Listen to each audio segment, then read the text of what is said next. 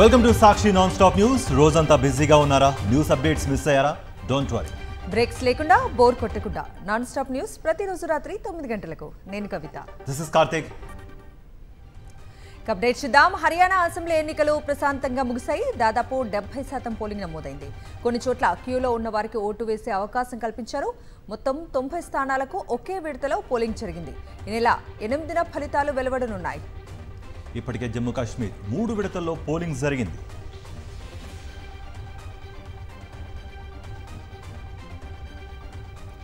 హర్యానా ఎన్నికల్లో పలువురు ప్రముఖులు ఓటు హక్కును వినియోగించుకున్నారు. ఉదయాన్నే ముఖ్యమంత్రి నాయబ్ సింగ్ సైని అంబాలాలో ఓటు వేశారు. రాష్ట్రంలో మరోసారి ప్రభుత్వం ఏర్పాటు చేస్తామని ధీమా వ్యక్తం చేశారు. కేంద్ర మంత్రి మనోహర్ లాల్ ఖట్టర్ కర్నాల్లో ఓటు వేశారు. మాజీ సీఎం ఓంప్రకాష్ చౌతాలా, మాజీ డిప్యూటీ సీఎం దుష్యంత్ చౌతాలా సిర్సాలో ఓటు హక్కు వినియోగించుకున్నారు. గుజరాత్ గవర్నర్ ఆచార్య దేవవ్రత్ కురుక్షేత్రలో కేంద్ర మంత్రి కృషన్ పాల్ గుర్జార్ ఫరీదాబాద్లో ఓటేశారు. భారత సంపన్న మహిళ స్వతంత్ర అభ్యర్థి సావిత్రి జిందాల్ హిస్సార్లో ఓటు హక్కును వినియోగించుకున్నారు.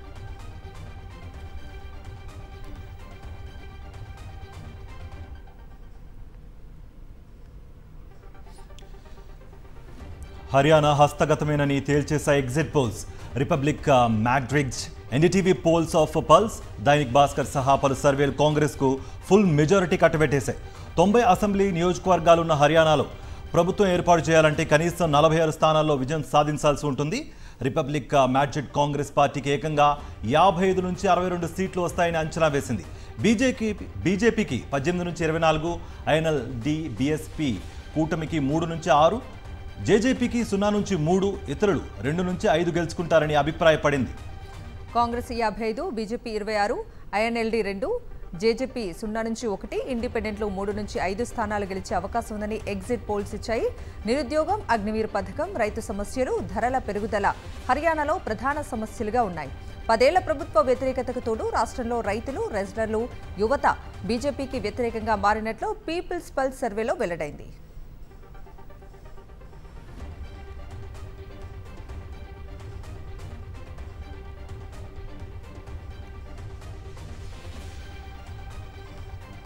ఆర్టికల్ 370 రద్దు తర్వాత జమ్మూ కాశ్మీర్లో జరిగిన తొలి అసెంబ్లీ ఎన్నికల్లో అధికారం ఎవరికి దక్కుతుంది అనేది దేశవ్యాప్తంగా ఉత్కంఠ రేకెత్తిస్తోంది. నేషనల్ కాన్ఫరెన్స్, కాంగ్రెస్ కూటమికి ఎడ్జ్ ఇచ్చాయి majority exit polls. JKNC Congress కూటమికి 40 నుంచి 48 సీట్లు రావచ్చని ఇండియా టుడే సీ ఓటు సర్వే అభిప్రాయపడింది. బీజేపీకి 27, పీడీపీకి 6 నుంచి 12, ఇతరులకు 6 నుంచి 11 సీట్లు వస్తాయని అంచనా వేసింది. కాంగ్రెస్ కూటమికి 46 నుంచి 50 స్థానాలు సాధించొచ్చని పీపుల్స్ పల్స్ రీసెర్చ్ సంస్థ అంచనా వేసింది.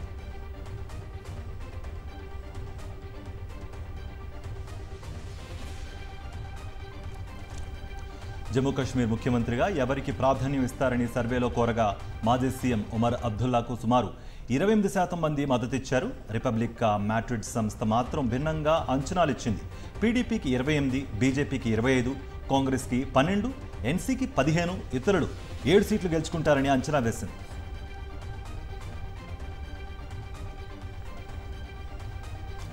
చంద్రబాబు వ్యవహార శైలిపై మరోసారి ఆగ్రహం వ్యక్తం చేశారు వైఎస్ఆర్సీపీ అధినేత మాజీ సీఎం వైఎస్ జగన్. సుప్రీంకోర్టు తప్పుపట్టినా చంద్రబాబులో మార్పు రాలేదన్నారు. లడ్డూ ప్రసాదంపై రాజకీయాలు చేస్తున్నారంటూ వైఎస్ జగన్ ట్వీట్ చేశారు. ఈ ట్వీట్ను పలు రాజకీయ పార్టీలు, ఆధ్యాత్మిక సంస్థలకు ట్యాగ్ చేశారు వైఎస్ జగన్.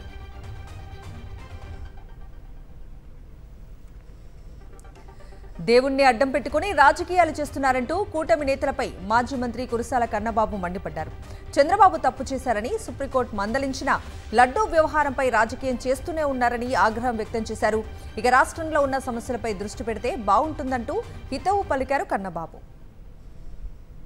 మీరు లడ్డూతో ఏమేమి డైవర్ట్ చేశారనేది అందరికీ, రాష్ట్ర ప్రజలందరికీ తెలుసు.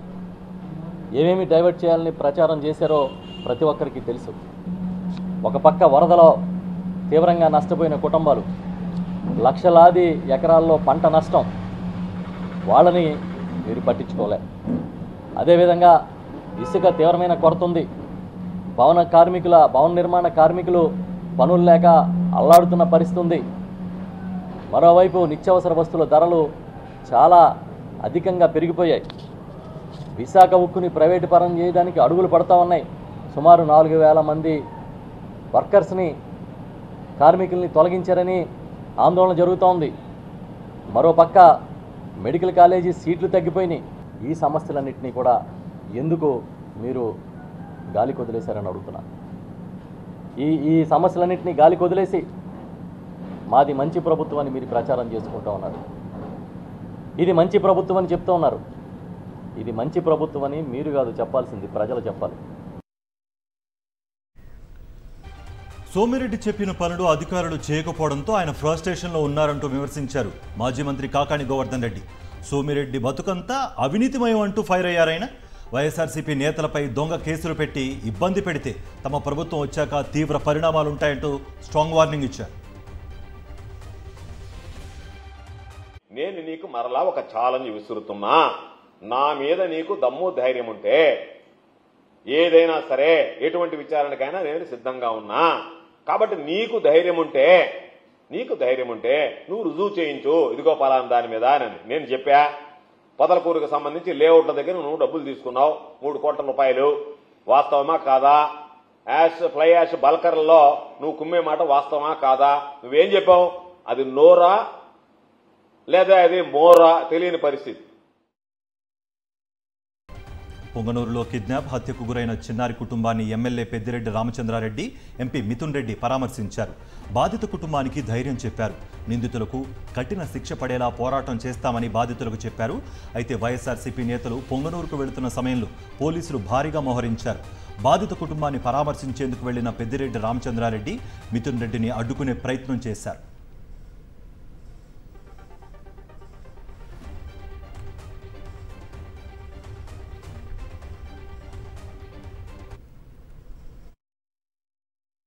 సెకండ్ క్లాస్ చదువుతూ ఉంది.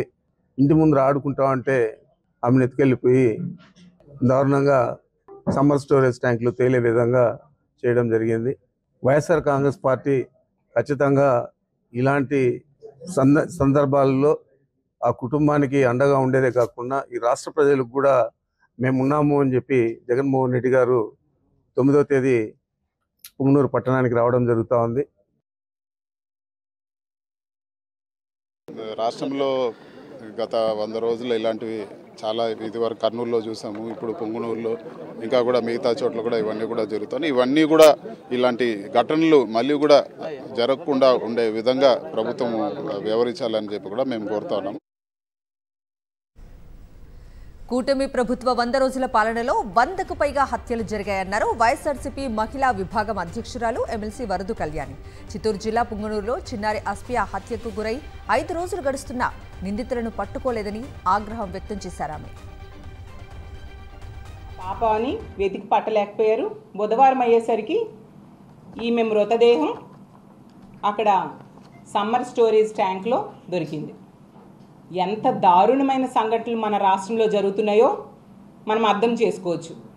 ఈ ఆంధ్రప్రదేశ్ రాష్ట్రంలో ఈ కూటమి ప్రభుత్వం అధికారంలోకి వచ్చాక ఆడపిల్లల తల్లిదండ్రులు తమ పిల్లల్ని బయటికి పంపాలంటే భయపడే పరిస్థితి నెలకొనుంది. రోజుకొక అత్యాచారం, రోజుకొక హత్య మనం వినే పరిస్థితి. స్వలాభాల కోసం దేవుళ్లు, దేవాలయాలను రాజకీయాల్లోకి లాగొద్దంటూ కూటమికి స్ట్రాంగ్ వార్నింగ్ ఇచ్చారు వైఎస్ఆర్సీపీ నేత పోతిన మహేష్. విజయవాడ దుర్గమ్మను ఆయన దర్శించుకున్నారు. పవన్ కళ్యాణ్ సనాతన ధర్మంతో ఆటలాడుతున్నారని, అది చాలా తప్పని హితవు పలికారు ఆయన. ఎలా పడితే అలా మాట్లాడుతూ ఉన్నారు. దయచేసి దేవుళ్ళని, దేవాలయాల్ని రాజకీయాలకి వాడుకోవద్దని వారందరికీ తెలియజేస్తున్నా. హిందూ ధర్మానికి కానీ సనాతన ధర్మానికి కానీ ఎవ్వరి వల్ల ప్రమాదం రాదు. వేల సంవత్సరాల నుంచి ఎన్నో దాడులు జరిగితేనే ఎవ్వరు కూడా సనాతన హిందూ ధర్మాన్ని ఒక్క ఇసుక రేణు కూడా కదల్చలేనటువంటి పరిస్థితి. కాబట్టి ప్రజలందరూ కూడా ఆనందంగా ఉండేలాగా మంచి మాటలు మాట్లాడాలని నేనైతే తెలియజేస్తా. డిప్యూటీ సీఎం పవన్ కళ్యాణ్ హిందువులను రెచ్చగొడుతున్నారంటూ ఫైర్ అయ్యారు సిపిఐ రాష్ట్ర కార్యదర్శి రామకృష్ణ. సనాతన వాదమంటూ అణగారిన అంటరాని కులాలను కించపరచడం తగదని హితవు పలికారు. ఇవాళ స్పష్టంగా చెప్తా ఉన్నాడు, నేను సనాతన హిందువాదిని, దానికోసమే పుట్టాను, దానికోసమే చేస్తాను, దీనికోసం రాజకీయంగా నేను నష్టపోయినా పర్వాలేదని చెప్పి రెచ్చగొట్టే పద్ధతుల్లో మాట్లాడే దశకు దిగజారాడు. నిజంగా చాలా ఆశ్చర్యకరం. ఎందుకంటే పవన్ కళ్యాణ్ గారు కానీ లేదా ఆయన కుటుంబం కానీ వాళ్ళెవరూ మత ఉన్మాదులు కాదు, వాళ్ళందరూ కూడా సెక్యులర్ వాదులే. అదేవిధంగా ఆయన పెట్టిన పార్టీ జనసేన పార్టీ కూడా అది లౌకిక పార్టీనే. ఆ పార్టీలో ఉండే వాళ్ళందరూ కూడా చాలామంది లౌకికవాదులే, అందులో ఎవరు మతం. విశాఖలో స్టీల్ ప్లాంట్ కార్మికుల ఆందోళన కొనసాగుతోంది. ఇవాళ మరోసారి ఈడీ వర్క్స్ బిల్డింగ్ను ఉక్కు కార్మికులు ముట్టడించారు. విద్యుత్ ఛార్జీల మోతపై నిరసనకు దిగారు. యాజమాన్యానికి వ్యతిరేకంగా నినాదాలతో హోరెత్తించారు. అలాగే ఇచ్చారు ఇవ్వాలని డిమాండ్ చేశారు. తిరుమలలో అపచారం చోటు చేసుకుంది. తిరుమల శ్రీవారి అన్నప్రసాదంలో జెర్రీ కనిపించడం భక్తులను భయాందోళనకు గురిచేసింది. అన్నప్రసాదంలో జెర్రీ రావడంతో భక్తుడు షాక్ అయ్యాడు. మాధవ నిలయం 2లోని అన్నప్రసాద కేంద్రంలో ఈ ఘటన చోటు చేసుకుంది. సమాచారం ఇచ్చినా అధికారులు పట్టించుకోలేదని భక్తులు ఆవేదన వ్యక్తం చేశారు. భక్తులు ఎంతో పవిత్రంగా భావించే అన్నప్రసాదంలో విషపురుగులు కనిపించడం కలవరపాటుకు గురి చేస్తోంది. తిరుమల అన్నప్రసాద కేంద్రంలో నాణ్యత పెంచామని, రుచికరమైన ఆహారం అందిస్తున్నామని అధికారులు గొప్పరు చెబుతుంటే క్షేత్రస్థాయిలో పరిస్థితి మాత్రం అందుకు భిన్నంగా కనిపిస్తోంది. భక్తులు తినే అన్నప్రసాదంలో ఎలాంటి జాగ్రత్తలు తీసుకోవడం లేదని ఈ ఘటనతో తేలిపోయిందంటున్నారు భక్తులు. నిత్యం వేలాది మంది భక్తులు స్వీకరించే అన్నప్రసాద కేంద్రంలో ఇలా కలుషిత ఆహారం పెట్టడంపై ఆగ్రహం వ్యక్తం చేస్తున్నారు. వరంగల్ నుంచి వచ్చిన భక్తుడు మాధవ నిలయంలో 2లో అన్నప్రసాద కేంద్రంలో భోజనం చేసేందుకు వెళ్ళాడు. అన్నప్రసాదం స్వీకరిస్తుండగా జెర్రీ కనిపించింది. దీంతో భయపడ్డ భక్తుడు సిబ్బందికి సమాచారం ఇచ్చారు. అయితే అక్కడున్న అధికారులు నిర్లక్ష్యంగా సమాధానం చెప్పడంతో జెర్రీని వీడియో తీసి మీడియాకు చూపించాడు. ఈరోజు ఉదయమే సీఎం చంద్రబాబు వకుళమాత వంటశాలను ప్రారంభించారు. తిరుమలలో నాణ్యమైన భోజనం అందిస్తున్నామని ప్రకటించారు. సీఎం చంద్రబాబు ప్రకటించిన రోజే శ్రీవారి అన్నప్రసాదంలో విషపురుగు కనిపించడం భక్తులను ఆందోళనకు గురిచేస్తోంది. వరంగల్ నుంచి ఇక్కడికి వచ్చి దర్శనం చేసుకుందామని ఉన్నాం. అన్నాక గుండెగిర వేయించుకున్నాక లంచ్ కొని వచ్చినాం. లంచ్ కానీ వచ్చినాక మేము తింటుంటే పెరుగులో జెర్రీ వేసింది. ఆ జెర్రీ ఎందుకు వచ్చింది అంటే వస్తుంది పోవని అంటున్నారు. ఇక్కడ ప్రభుత్వం మారింది, అన్ని మారినాక కూడా ఎందుకు వస్తున్నాయి అంటున్నారు. నేను గట్టిగా లేచి వీడియో తీసి నేను వీడియో ఓపెన్ చేసి చెప్పే వరకు తర్వాత అధికారులు వచ్చి అప్పుడు ఊకోండి సార్ ఆకులో వచ్చింది అది వచ్చింది అంటాను. ఇట్లయితే నెగ్లిజెన్స్ ఎట్లా? మా లాంటి పిల్లలు మాకు ఇంకోళ్ళకైతే ఫుడ్ పాయిజనింగ్ అయ్యి ఇంకేమన్నా అయితే సెక్యూరిటీ ఎట్లా? ఎవరు బాధ్యతలు ఉంటారు? ఇన్నెగ్లిజెన్స్ ఉండి మాట్లాడుతున్నారు వాళ్ళు మాతోని. ఆ బిహేవియర్ లేదు, నెట్టేస్తున్నారు, అందరి ముందర కిందికి రమ్మంటున్నారు. ఇది కరెక్ట్ కాదన్నా. తిరుమలలో 1,25,000 మందికి ఆహారాన్ని అందించేలా నూతన కేంద్రీయ వంటశాలను సీఎం చంద్రబాబు ప్రారంభించారు. వాస్తవానికి ఈ వకుళమాత వంటశాలను నిర్మించింది, కావాల్సిన మౌలిక సదుపాయాలు కల్పించింది గత ప్రభుత్వం. వైఎస్ జగన్ సీఎంగా ఉన్న సమయంలో వైవి సుబ్బారెడ్డి పాలక మండలి చైర్మన్ ఈ వకుళమాత వంటశాలను ఆమోదించారు. 13,40,00,000తో ఈ వంటశాలను నిర్మించారు. రోజు రోజుకి తిరుమలలో పెరుగుతున్న భక్తుల దృష్టిలో ఉంచుకుని ఆనాడు వైఎస్ జగన్ ఆదేశాల మేరకు నిర్మించారు. కానీ నేడు ప్రభుత్వం మారడంతో సీఎం హోదాలో చంద్రబాబు ఈ వకుళమాత వంటశాలను ప్రారంభించారు. హైదరాబాద్ రవీంద్ర భారతిలో కాకా వెంకటస్వామి 95వ జయంతిని తెలంగాణ ప్రభుత్వం అధికారికంగా నిర్వహించింది. ఈ కార్యక్రమానికి సీఎం రేవంత్ రెడ్డి ముఖ్య అతిథిగా హాజరయ్యారు. ఎమ్మెల్యే వివేక్ వెంకటస్వామి అధ్యక్షతన కాకా జయంతి వేడుకలు జరగ్గా కాంగ్రెస్ మంత్రులు, ఎమ్మెల్యేలు, సీనియర్ నేతలు ఈ కార్యక్రమంలో పాల్గొన్నారు.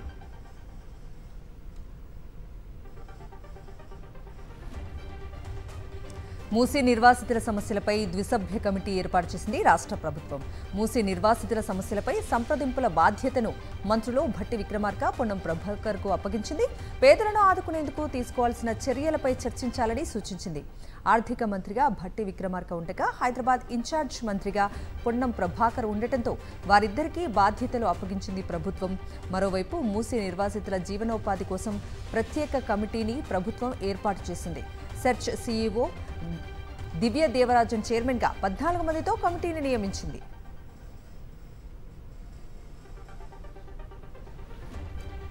తెలంగాణలో కాంగ్రెస్ బీఆర్ఎస్ మధ్య మాటల యుద్ధం పతాక స్థాయికి చేరింది. మూసీ సుందరీకరణ కాదు, ముందుగా కాంగ్రెస్ నేతల నోటి గబ్బు తొలగించుకోవాలని ఎద్దేవా చేశారు BRS working president KTR. Musi ప్రక్షాళనపై కావాలనే ప్రజలను రెచ్చగొడుతున్నారని కౌంటర్ ఇచ్చారు సీఎం రేవంత్ రెడ్డి. నిర్వాసితులకు ప్రత్యామ్నాయం చూపిస్తామని స్పష్టం చేశారు. ముఖ్యమంత్రి ఏమంటాడు, పేదవాళ్ళ పథకాల కాడికి వచ్చే వరకేమో పైసలు లేవంటాడు. కానీ ఆర్ఆర్ఆర్ దక్షిణ భాగంలో మాత్రం కేంద్ర ప్రభుత్వం చేయొద్దట, రాష్ట్ర ప్రభుత్వమే చేస్తుందట 13,000 కోట్లు పెట్టి. ఎందుకు ఎరికేనా? అక్కడ కమిషన్ల కోసం, కాంట్రాక్ట్ల కోసం మళ్ళా అలైన్మెంట్ మార్చి ఆర్ఆర్ఆర్ అలైన్మెంట్ మార్చే ప్రయత్నం చేస్తున్నారు. ఒక రియల్ ఎస్టేట్ బ్రోకర్ లెక్క పనిచేస్తున్నాడు రేవంత్ రెడ్డి తప్ప పొరపాటున కూడా ఇవాళ ఒక ముఖ్యమంత్రి లాగా మాత్రం పనిచేస్తలేడు. చేయాల్సింది మూసీ సుందరీకరణ కాదు, మూసీ గబ్బంతా ముఖ్యమంత్రి నోట్లే, వాళ్ళ మంత్రుల నోట్లనే ఉన్నది. మొదలైంది వాళ్ళ నెత్తుల నిండా గబ్బు ఉన్నది. ముఖ్యమంత్రి మీద కూడా తొందరలోనే పరువు నష్టం దావా వేస్తా, ముఖ్యమంత్రి మీద వేస్తా. నా మీద అడ్డగోలుగా మాట్లాడిన మంత్రి గారిని కూడా ఇడిచిపెట్టా, క్షమాపణ చెప్పేదాకా అటు క్రిమినల్ ఇటు సివిల్ డిఫమేషన్ 2 సూట్లు కూడా వేస్తా. పేదలకు అండగా నిలబడ్డప్పుడే మన పట్ల ప్రజలు సానుభూతి చూపిస్తారు. అందుకే ఈరోజు నేను స్పష్టంగా మూసీ పరివాహక ప్రాంతంలో ఉన్న పేదలకు ఒక మాట ఇవ్వదలుచుకున్నా. మిమ్మల్ని ఎవరిని నిర్వాసితులను చేయము, మిమ్మల్ని అనాథలను చేయము, తప్పకుండా మిమ్మల్ని ఆదుకునే విధంగా మీకు ప్రత్యామ్నాయం ఏర్పాట్లు చేసే బాధ్యత రాష్ట్ర ప్రభుత్వం తీసుకుంటుంది. మూసీ రివర్ బెడ్లో ఉన్న కష్టాలలో ఇక్కడికి వచ్చి ఆ మూసీ మురికిలో దోమలకు అక్కడుండే కాలుష్యమైన వాతావరణంలో కూడా ఉంటున్నారు, నివసిస్తున్నారు. అంటే నిజంగా వాళ్ళు అత్యంత నిరుపేదలు, ఏ ఆదరణ లేక ఏమి చేయాలనో తెలియకనే వాళ్ళు అక్కడ నివసిస్తున్నారు. బఫర్ జోన్లో ఉన్న వాళ్ళు కూడా డబ్బులు ఉన్న వాళ్ళు కాదు, వాళ్ళు పేదవాళ్ళు. అందుకే మూసీ రివర్ బెడ్లో ఉన్న వాళ్ళకి కానీ బఫర్ జోన్లో ఉన్న వాళ్ళకి కానీ తప్పకుండా రాష్ట్ర ప్రభుత్వం ప్రత్యామ్నాయం చూపిస్తుంది. జీహెచ్ఎంసీని 4 కార్పొరేషన్లుగా చేయబోతున్నామన్నారు మంత్రి కోమిటిరెడ్డి వెంకటరెడ్డి. హైదరాబాద్ మహానగరంలో జనాభా 1.5 చేరటంతో 4 కార్పొరేషన్లుగా విభజిస్తామన్నారు. జీహెచ్ఎంసీని 4 కార్పొరేషన్లుగా చేసి రాబోయే ఎన్నికల్లో 4 మేయర్లను ఎన్నుకుంటామన్నారు. హైదరాబాద్ను ప్రపంచ పట్టణంలో ఉంచేందుకు 30,000 కోట్లతో రీజనల్ రింగ్ రోడ్ను నిర్మిస్తామన్నారు.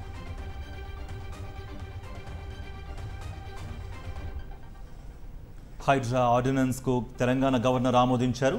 ఆర్డినెన్స్ పై సంతకం చేశారు గవర్నర్ జిష్ణుదేవ్ వర్మ. దీంతో హైడ్రాకు చట్టబద్ధత కల్పిస్తూ గెజెట్ విడుదలైంది.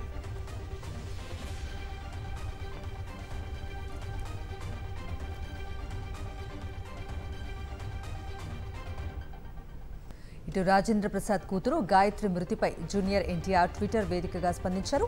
తనకు అత్యంత ఆప్తులైన రాజేంద్ర ప్రసాద్ కుమార్తె గాయత్రి మరణం చాలా విషాదకరమని ట్వీట్ చేశారు ఆయన. రాజేంద్ర ప్రసాద్ కుటుంబ సభ్యులకు ప్రగాఢ సానుభూతిని తెలియజేశారు. తెలంగాణ వ్యాప్తంగా బతుకమ్మ వేడుకలు ఘనంగా జరుగుతున్నాయి. హైదరాబాద్లోని బీఆర్ఎస్ భవన్లో బతుకమ్మ ఆడి సందడి చేశారు అక్కడి మహిళలు. మహిళల ఆటపాటలతో బీఆర్ఎస్ భవన్లో సందడి వాతావరణం కనిపించింది.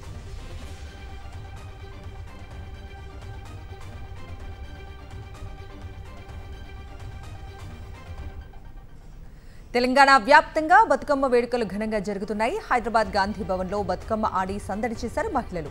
మహిళల ఆటపాటలతో గాంధీ భవన్లో సందడి వాతావరణం కనిపించింది.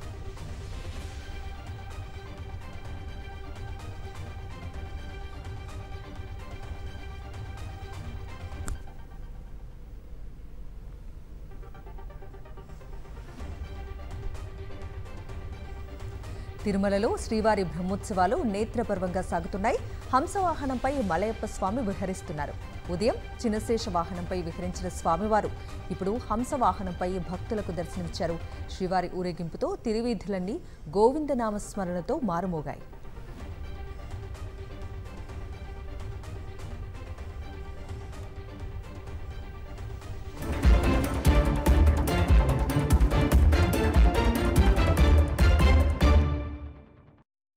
నేషనల్ అప్డేట్ చూద్దాం. మహారాష్ట్రలో ప్రధాని మోదీ పర్యటించారు. జగదాంబ మాత ఆలయాన్ని సందర్శించిన ఆయన అమ్మవారికి ప్రత్యేక పూజలు చేశారు. అనంతరం సంత్ సేవాలాల్ మహారాజ్ సమాధి వద్దకు వెళ్లి సంప్రదాయ డంఖా మోగించారు. ఆ తర్వాత బంజారా విరాసత్ మ్యూజియాన్ని ప్రారంభించి ముంబైలో మొట్టమొదటి భూగర్భ మెట్రో లైన్కు శ్రీకారం చుట్టారు. అనంతరం రైతులకు పీఎం కిసాన్ సమ్మాన్ నిధి పథకం కింద 18వ విడత నిధులను విడుదల చేశారు ప్రధాని.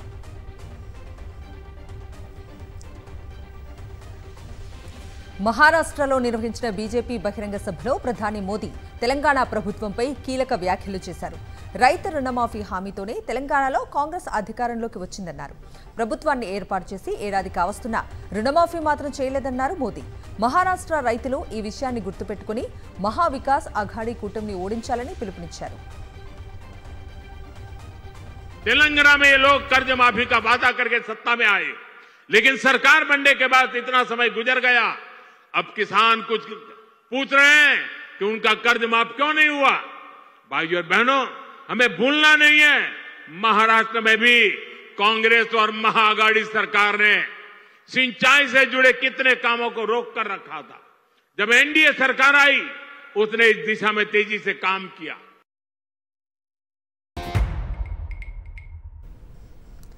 Coming to sports updates. Bharat Bangladesh మధ్య 3 టీ20ల సిరీస్ రేపటి నుంచి ప్రారంభం కానుంది.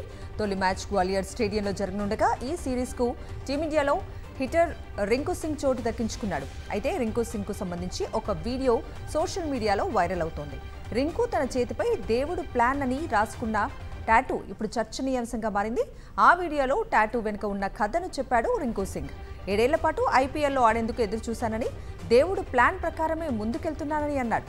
తనకెంతో గుర్తింపు తెచ్చిన 5 సిక్సర్లు కొట్టిన ప్రదేశాలు ఈ టాటూపై ఉన్నాయని అభిమానులకు తెలియజేశాడు రింకు.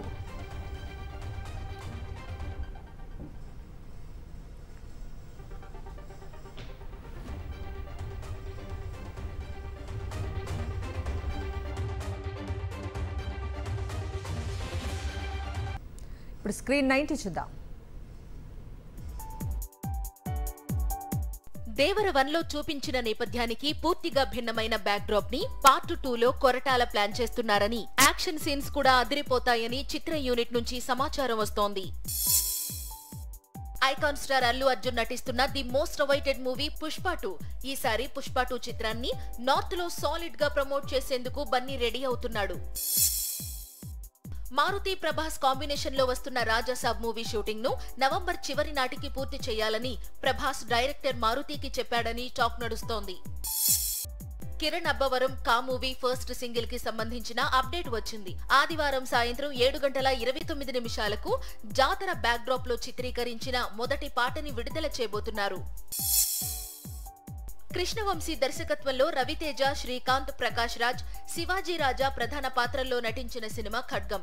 22 ఏళ్ల తరువాత ఈ మూవీ రిలీజ్ అవుతోంది. ఈ సందర్భంగా చిత్ర యూనిట్ ప్రెస్ మీట్ నిర్వహించింది. సాయి రోనక్, అమృత చౌదరి హీరోయిన్లుగా నటించిన చిత్రం రివైండ్. ఈ సినిమాకు సంబంధించిన ట్రైలర్ లాంచ్ ఈవెంట్ ఘనంగా జరిగింది. ఈ నెల 18న రిలీజ్ అవుతోంది.